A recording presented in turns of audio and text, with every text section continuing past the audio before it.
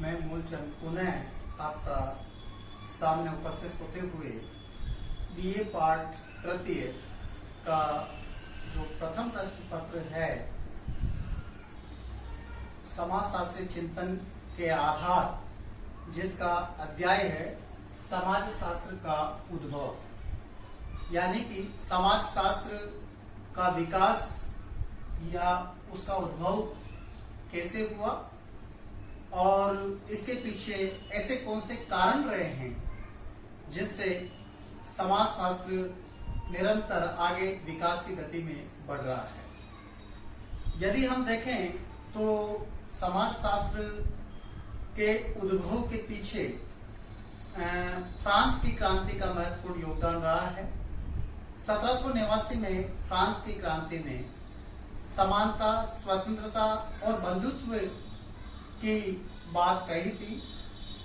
चूंकि इस क्रांति के अंदर राजा, जिसको लुई के नाम से पुकारा जाता था, लुई 14वां, लुई 15वां, लुई 16वां, तो लुई 16वां का जो है शासन काल में लोगों ने क्रांति की। चूंकि वहां के लुई 16वां के समय जो वहां के अधिकारी थे वो सारे भ्रष्ट हो चुके थे, पोप भ्रष्ट था और सामंत भ्रष्ट हो गए थे। तो जनता, ज्यादातर जनता पर कर, यानी एक व्यक्ति पर 55% तक का कर लगा दिया गया था। तो इन करों से, जिसमें भूमि कर है, धर्म कर है, नमक कर है, इनकी संख्या ज्यादा हो चुकी थी। 55% तक कर आम जनता को चुकाना पड़ता था, जिसके कारण से राजा के प्रति जो है आम जनता नाराज हो गई थी और क्रांति कर दी। लेकिन ऐसे समय में वहां समाज व्यवस्था चरमरा रही थी, क्योंकि इसके पश्चात नेपोलियन बोनापार्ट एक तानाशाह के रूप में भी उभरा। तो वहां के जो है समाज व्यवस्था छिन्न भिन्न हो गई। ऐसे समय में कुछ बुद्धिजीवियों के समक्ष एक प्रश्न आया कि समाज में एक ऐसे शास्त्र की स्थापना होनी चाहिए जो समाज का वैज्ञानिक और व्यवस्थित दृष्टिकोण से अध्ययन करे। तो आगस्ट कांट का इसमें नाम आता है। आगस्ट कांट ने 1838 में फ्रांस का जो विद्वान है आगस्ट कांट, इन्होंने 1838 में सोशल फिजिक्स का नाम बदल करके सोशियोलॉजी रख दिया, समाज शास्त्र रख दिया। आगस्ट कांट ने कहा कि सोशियोलॉजी शब्द दो भाषाओं से बना है। सोशियस जो है ग्रीक भाषा से बना है और लोगस सोशियस लैटिन भाषा से बना है। सोशियस पहला शब्द जो है सोशियस लैटिन भाषा से और लोगस ग्रीक भाषा से बना है। लैटिन भाषा से बना है तो इसका अर्थ है समाज, और ग्रीक भाषा से बना है इसका अर्थ है साइंस या विज्ञान। इस प्रकार समाजशास्त्र समाज का विज्ञान है। आगस्ट कांट के अतिरिक्त जो है बहुत सारे विद्वान ने अपना योगदान दिया, जिसमें कार्ल मार्क्स का नाम आता है, Emmanuel Durkheim, Herbert Spencer, Max Weber. इन विद्वानों ने काफी योगदान दिया था। इस समय प्रसिद्ध विद्वान जो है कृत्रिम सोरोकिन, इसने कहा कि सोरोकिन जो कि अमेरिकन समाजशास्त्री था, इन्होंने पुस्तक लिखी कंटेम्परेरी सोशियोलॉजिकल थ्योरीज। इस पुस्तक में लगभग 1000 विचारकों का उल्लेख किया जिन्होंने समाजशास्त्र के विकास में अपना योगदान दिया। Becker, BACKER, Becker and Barnes. Becker and Barnes ने social thought from lore to science, social thought from lore LORE lore to science में भी यही प्रयत्न किया जैसा कि सोरोकिन ने किया था। लेकिन एक विद्वान जिसमें एलेक्स इंक्लेस का नाम आता है, एलेक्स इंक्लेस, इन्होंने व्हाट इज सोशियोलॉजी पुस्तक लिखी।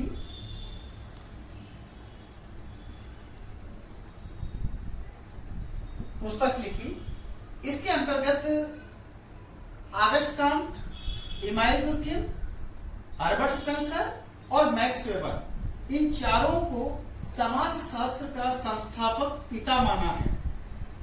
इस कड़ी में एक नाम और आता है कार्ल मार्क्स, जिसने समाज शास्त्र की परंपरा को ही बदल दिया, यानी इसे वैज्ञानिक समाजवाद का प्रणेता कार्ल मार्क्स को माना जाता है। इन्होंने अपने अध्ययन में एक साइंटिफिक तरीके से, एक वैज्ञानिक दृष्टिकोण से समाज का अध्ययन किया, सामाजिक घटनाओं का अध्ययन किया और पूर्ण रूप से कहा कि ये जितने भी परिवर्तन हो रहे हैं वो सारे इकोनॉमिक कंडीशन के कारण होते हैं। तो इस प्रकार इन्होंने अपने महत्वपूर्ण योगदान दिया है, जिसमें कांट का नाम आता है, हर्बर्ट स्पेंसर, कार्ल मार्क्स और इमानुएल दुर्किम। हर्बर्ट स्पेंसर के समय में प्राणी शास्त्रीय का ज्यादा प्रभाव पड़ा था और यही कारण था कि स्पेंसर ने शरीर की रचना समाज से की, कि जिस प्रकार शरीर काम करता है ठीक उसी प्रकार समाज भी काम करता है, यानी उसके भी वैज्ञानिक नियम है। ये हर्बर्ट स्पेंसर ने इसको साम्यवाद कहा है। और इमानुएल दुर्किम ने सोशल फैक्ट, सामाजिक तथ्य की अवधारणा दी, जिसमें सामूहिक प्रतिनिधान की बात की, सामूहिक चेतना की बात करते हुए एक वैज्ञानिक दृष्टिकोण से जो है किस प्रकार से सामाजिक तथ्यों को वस्तुओं के रूप में समझना और उसमें बाह्यता और बाध्यता व्याप्त होना, जो व्यक्ति पर इसका कोई प्रभाव नहीं पड़ता है, वो चीज उन्होंने इमानुएल दुर्किम ने बताई, यानी सामाजिक तथ्य की अवधारणा प्रस्तुत की। Division of labour in society, the suicide पुस्तक लिखी इमानुएल दुर्किम ने। इसके साथ ही the division of labour in society तो लिखी है, मॉरल एजुकेशन लिखी है, education and sociology, sociology and philosophy, pragmatism sociology, Montesquieu और छात्र शोध प्रबंध, मैं तथा रोमन साम्राज्य में यहूदी, ये सारी किताबें जो है इमानुएल दुर्किम ने लिखी। मैक्स वेबर का नाम भी सामाजिक क्रिया के रूप में आता है, धर्म तथा पूंजीवाद के बीच में आते हैं। मैक्स वेबर वो कड़ी है जो कार्ल मार्क्स के लिए कहा गया कि उन्होंने जो आर्थिक सिद्धांत दिया है, इकोनॉमिक फैक्टर दिया है, पूंजीपतियों के संबंध में जो बात कही है, उन्होंने इस बात का खंडन किया है कि ये जरूरी नहीं। इसीलिए उसने बहुकारकवादी दृष्टिकोण प्रस्तुत किया कि केवल समाज में परिवर्तन लाने वाला केवल एक कारक नहीं, अपितु बहुत से कारक होते हैं, सामाजिक, आर्थिक, राजनीतिक, धार्मिक, सांस्कृतिक, जबकि कार्ल मार्क्स ने केवल एक बताया। इसीलिए उसने, यानी वेबर ने कार्ल मार्क्स के विचारों का खंडन किया है। और इस प्रकार इन विद्वानों ने समाजशास्त्र के उद्भव के साथ में जस्टिफाई किया है। लेकिन जब हम बात करें समाजशास्त्र के उद्भव की, विकास की, तो यहाँ कुछ स्टेप के माध्यम से हम अध्ययन कर सकते हैं।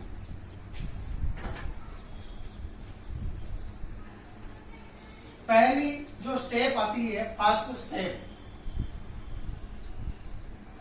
इसको हम कहते हैं समाजशास्त्र के प्रथम अवस्था, उद्भव, विकास की प्रथम अवस्था, विकास की प्रथम अवस्था। तो इस विकास की प्रथम अवस्था के अंदर हम प्राचीन समय में जाते हैं और प्राचीन समय में पश्चिमी देशों की अगर हम बात करें तो प्लेटो, अरस्तु, प्लेटो का नाम आता है, ये विचारक थे। अरस्तु। अगर हम देखें तो अरस्तु का शिष्य था सिकंदर और प्लेटो का गुरु था सुकरात। यानी इन दोनों का जो महत्वपूर्ण, प्लेटो ने पुस्तक लिखी थी द रिपब्लिक और अरस्तु ने लिखी थी एथिक्स एंड पॉलिटिक्स।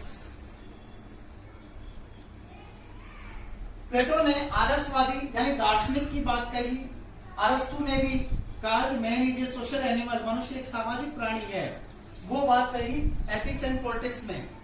तो इन दोनों ने उस समय चूंकि धर्म, जादू, टोना इस तरह के वहां पर प्रचलित थे और यही कारण है कि इन्होंने वैज्ञानिक दृष्टिकोण से अध्ययन नहीं किया। यानी उस समय कुछ कमियां थी इनके अध्ययन के अंतर्गत देखने को मिलता है। यानी प्लेटो और अरस्तु ने उस समय जब अध्ययन किया तो इनमें स्पष्टता, क्लैरिटी नहीं थी। यानी विज्ञान के साथ में दर्शन को जोड़ दिया है, धर्म को जोड़ दिया है, जबकि ये विपरीत है। तो इसलिए इसमें क्लैरिटी नजर नहीं आती है। उस समय धर्म, जादू, टोने का भी प्रभाव देखने को मिलता है। इसके पश्चात में जो विद्वान आता है इन दोनों की बात में, रोमन कवि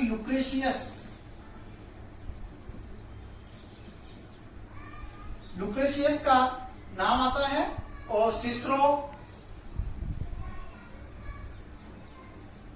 मार्कस ऑरेलियस,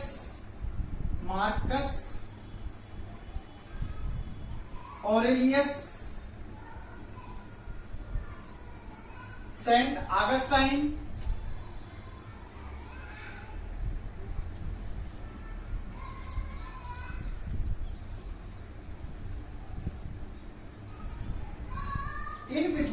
इनके पश्चात इन विद्वानों का काफी योगदान रहा है। इन्होंने न्याय, विचार, न्याय, दया, सत्यता आदि के बारे में अध्ययन किया था। तो कहने का मतलब विकास की प्रथम अवस्था हम यूरोप के अंदर मान रहे हैं, लेकिन भारतीय समाजशास्त्रियों ने यह कहा है कि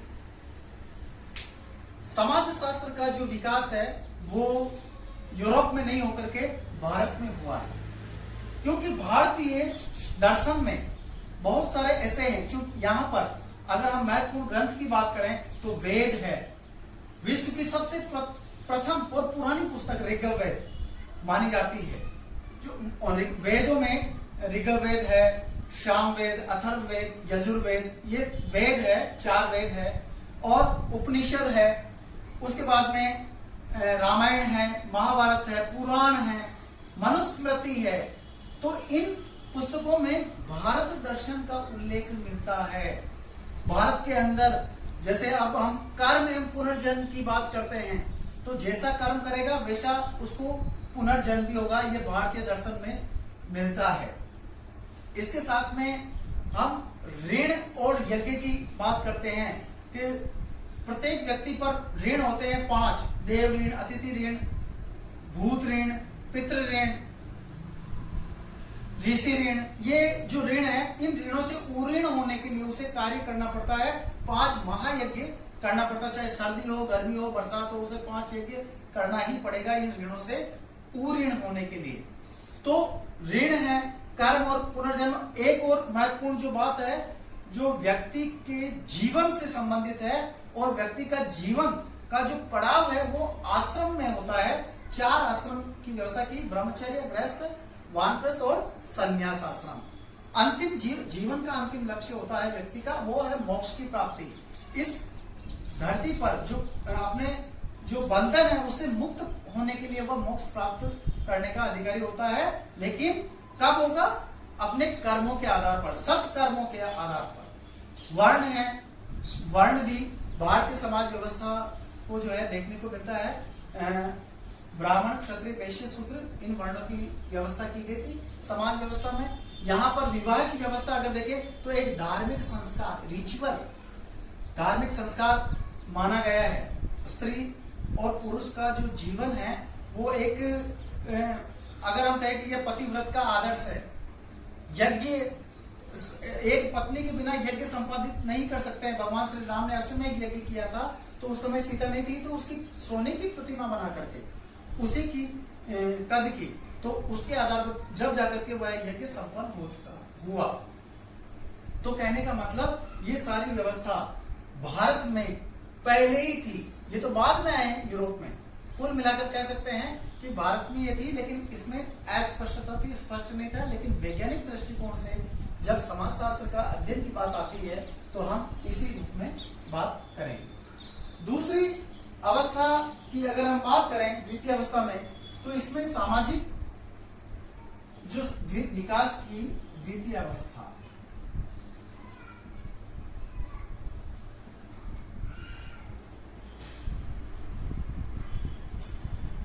इस अवस्था में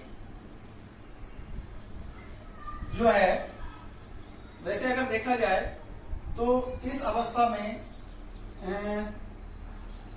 6वीं से 14वीं शताब्दी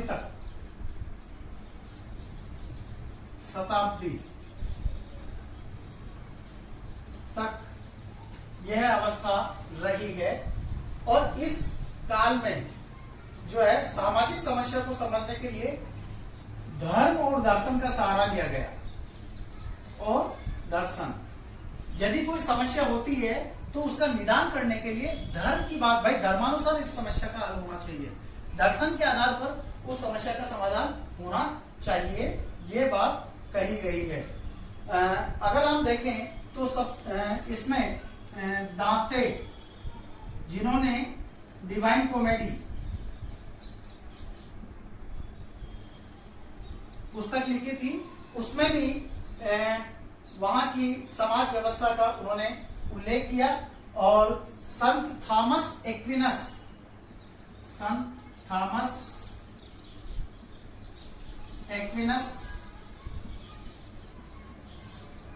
इन्होंने सच्चाई, ईमानदारी को महत्वपूर्ण माना, न्याय को, विश्वास को महत्वपूर्ण माना और उन्हीं के आधार पर अध्ययन किया। और सबसे बड़ी बात तो है कि इन्होंने सामाजिक समस्या का हल करने के लिए कार्य और कारण पर बल दिया।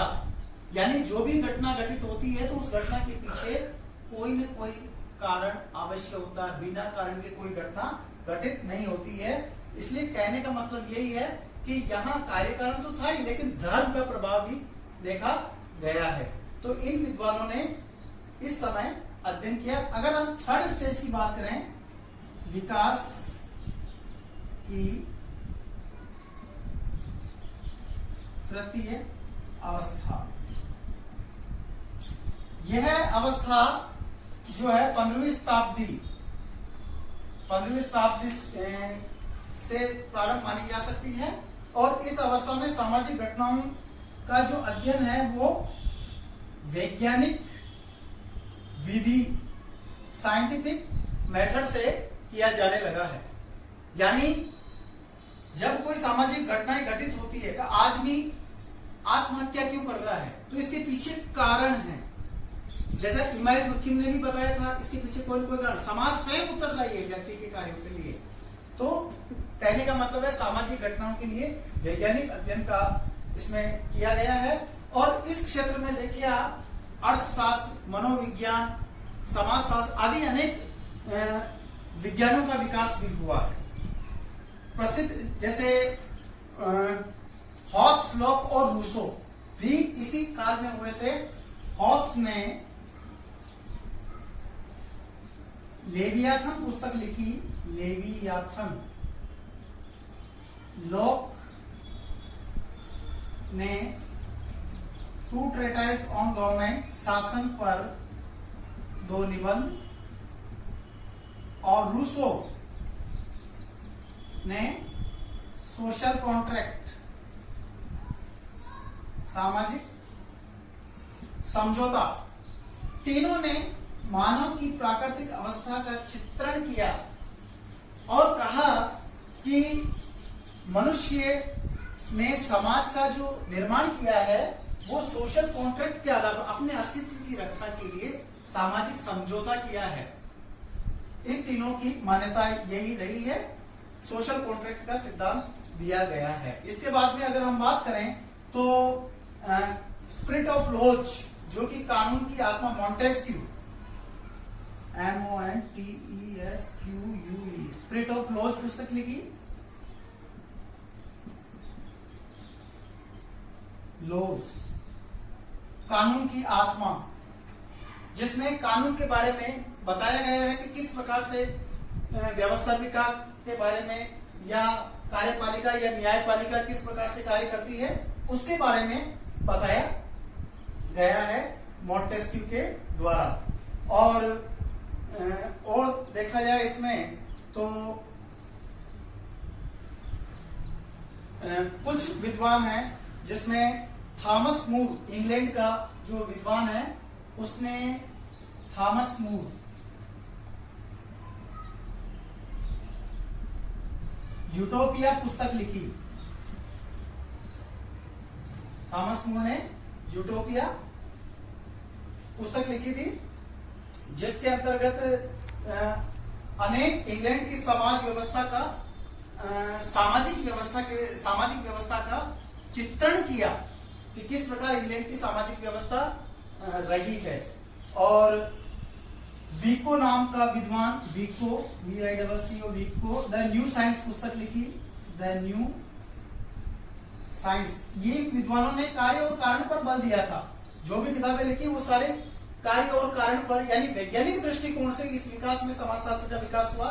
और एक है माल्थस, ये अर्थशास्त्री भी रहे हैं, इन्होंने जनसंख्यात्मक सिद्धांत दिया था।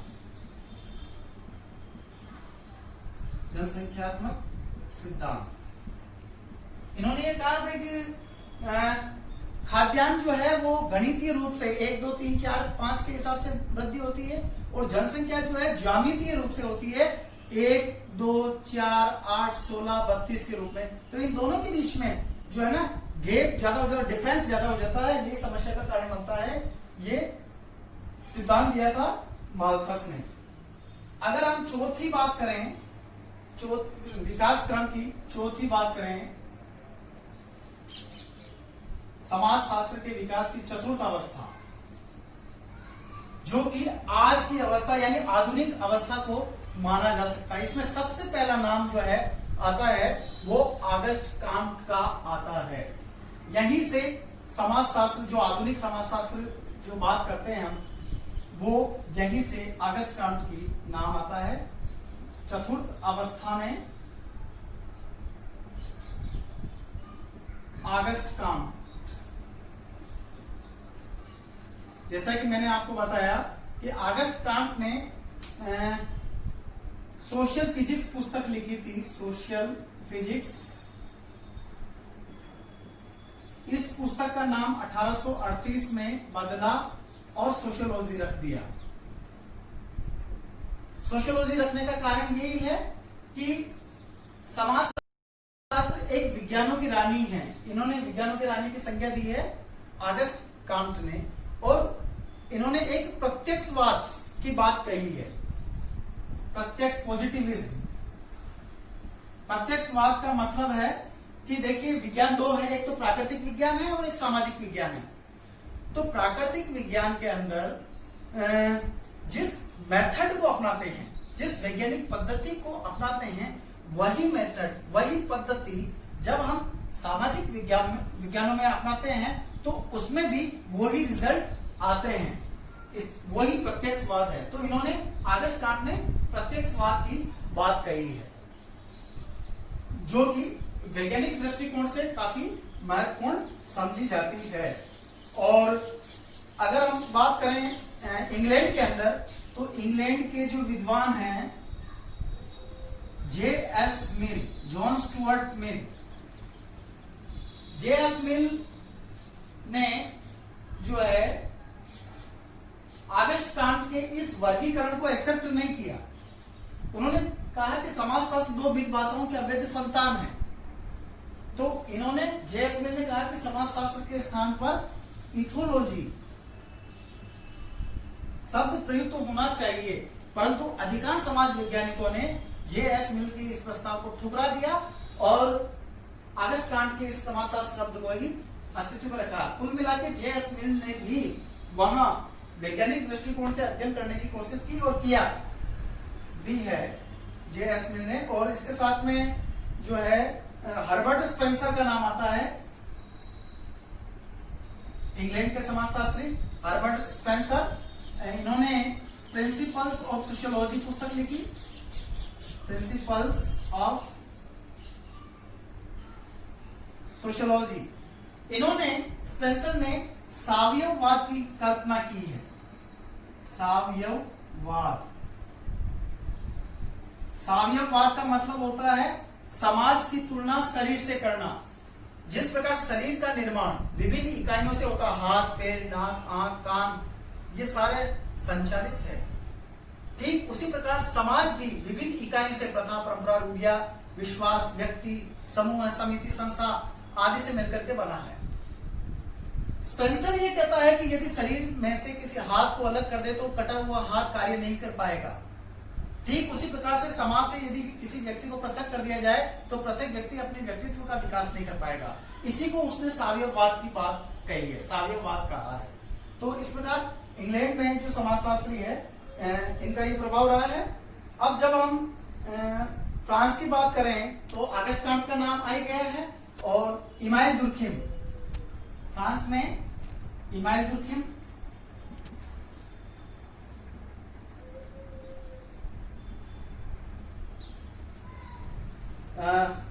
इमाइल दुर्खिम ने वैज्ञानिक दृष्टिकोण से समाजशास्त्र का अध्ययन किया। इन्होंने the division of labour in society, the rules of sociological method, the suicide, elementary forms of religious life, moral education, education and sociology, sociology and philosophy और प्रैग्मेटिज्म सोशियोलॉजी में तथा रोमन साम्राज्य में यहूदी, मॉन्टेस्क्यू पर छात्र शोध प्रबंध आदि जो है पुस्तकें लिखी है। लेकिन इसकी जो महत्वपूर्ण अवधारणा है वो सामाजिक तथ्य की अवधारणा महत्वपूर्ण रही है। जो वैज्ञानिक दृष्टिकोण से है, समाज में श्रम विभाजन है वो महत्वपूर्ण है। आत्महत्या का जो सिद्धांत दिया है वो सर्वमान्य इसको माना जा सकता है वैज्ञानिक दृष्टिकोण से। तो इस प्रकार से इमाइल दुर्खिम का महत्वपूर्ण योगदान इसमें है जो कि देखा जा सकता है। और इसके बाद में जो महत्वपूर्ण विद्वानों के नाम आते हैं वो जर्मनी में कार्ल मार्क्स का जो अभी है बता ही दिया मैंने, मैक्स वेबर हो गया, वीरकांत है, वानवीज है, टॉनेज है, अमेरिका में गिडिंग्स, सोरोकिन, मैकाइवर,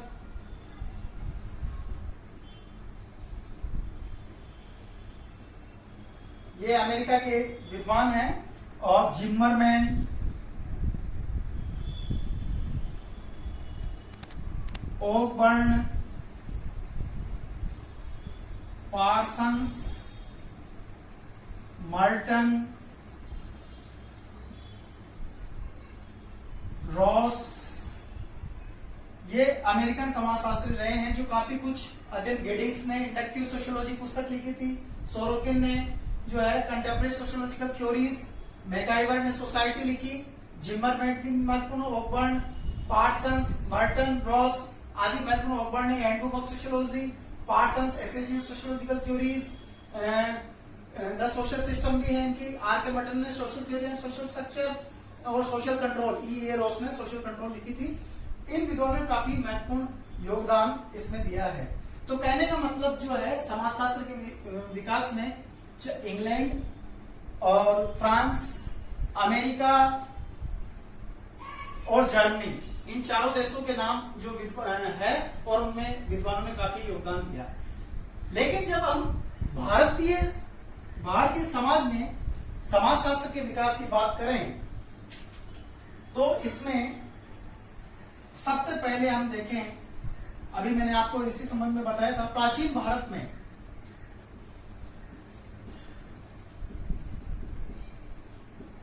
समाजशास्त्र का विकास।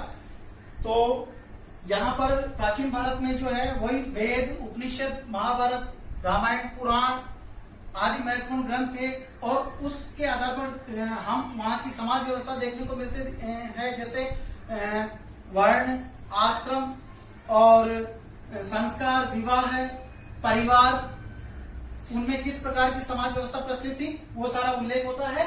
इन सभी का अध्ययन जो है भारतीय समाजशास्त्री जो है वो करते हैं, जिसका नाम है विनय कुमार सरकार।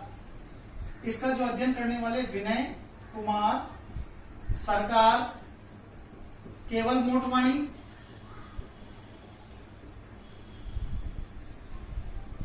केवल मोटवाणी हो गया। और इसमें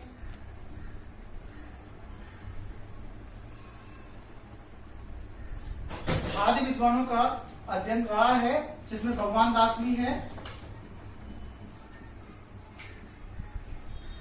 इन्होंने उस समाज व्यवस्था का अध्ययन कर वैज्ञानिक दृष्टिकोण से अध्ययन किया है। दूसरी जो बात आती है, भारत में औपचारिक प्रतिस्थापन का युग, औपचारिक प्रतिस्थापन का युग। इस काल में ये जो है 1914 से 1947 तक का काल है। और इस काल में समाजशास्त्र का जो विकास है, अगर हम कहें तो 1914 में तो समाजशास्त्र का विकास होने लगा है, लेकिन भारत में 1919 में जो है पैट्रिक गैडिस की अध्यक्षता में बंबई विश्वविद्यालय में समाजशास्त्र का अध्ययन और अध्यापन किया जाने लगा। 1919 में बंबई विश्वविद्यालय में और 1917 में कलकत्ता में। ये बंबई 1917 की बात करें तो ये कलकत्ता में, और 1921 में लखनऊ, और 1924 में जो है फिर G.S. घूरिये बंबई में, जो कि पैट्रिक गैडिस का शिष्य था। G.S. घूरिये, उन्होंने बंबई में ही विश्वविद्यालय में अध्ययन और अध्यापन कराया। तो ये औपचारिक प्रतिस्थापन का युग है। और तीसरी बात अगर हम कहें समाजशास्त्र के विकास की, तो वो है स्वतंत्र भारत में प्रचार प्रसार।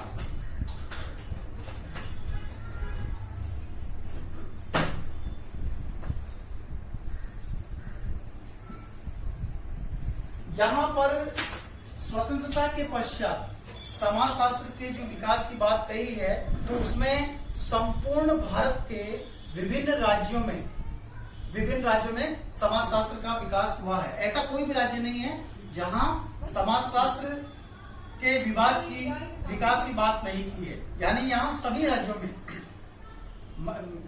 राज्यों के विश्वविद्यालय और महाविद्यालय में समाजशास्त्र का अध्ययन और अध्यापन किया जाने लगा। इसके साथ में सबसे बड़ी बात यह रही है कि यहाँ विद्यालय में भी, कॉलेज और यूनिवर्सिटी को छोड़ते हुए, वहां तो है ही है, लेकिन स्कूलों के अंदर, विद्यालय के अंदर, स्कूल्स में भी जो है समाजशास्त्र का अध्ययन और अध्यापन किया जाने लगा है। तो इस प्रकार जो समाजशास्त्र का विकास हुआ, सारांश रूप में हम कह सकते हैं कि समाजशास्त्र के उद्भव में, यद्यपि भारत में इसका भी विकास हुआ, लेकिन पश्चिमी समाज में वैज्ञानिक दृष्टिकोण से समाजशास्त्र का उद्भव हुआ। सर्वप्रथम 1876 में अमेरिका के येल विश्वविद्यालय में समाजशास्त्र को एक विषय के रूप में अध्ययन और अध्यापन किया जाने लगा। बहुत बहुत धन्यवाद।